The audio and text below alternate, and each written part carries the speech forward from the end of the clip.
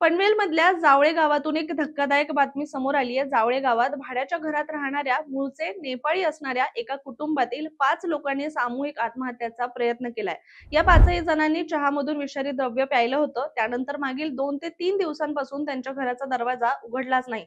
कोणी आलं नाही आणि कोणी गेलं सुद्धा नव्हतं। त्यामुळे शेजारच्यांना काहीतरी गडबड वाटली आणि त्यानंतर त्यांनी अग्निशमन दल आणि पोलिसांना याची माहिती दिली। यानंतर सुरक्षा यंत्रणेच्या जवानांनी घराचा दरवाजा उघडल्यानंतर घरातले 5ही जण बेशुद्ध अवस्थेत त्यांना सापडले।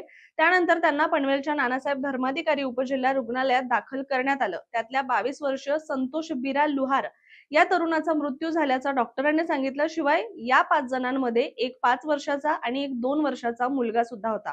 त्यांच्यावरही उपचार केले गेले आणि ते दोघेही सध्या स्थिर असून आत्महत्येचं कारण अद्यापही समोर आलेलं नसल्याचं पोलिसांनी म्हटलंय। मात्र ही घटना ऐकून अनेकांना दिल्लीतल्या एका कुटुंबातील 11 लोकांच्या आत्महत्येचं प्रकरण नक्कीच आठवलं असेल।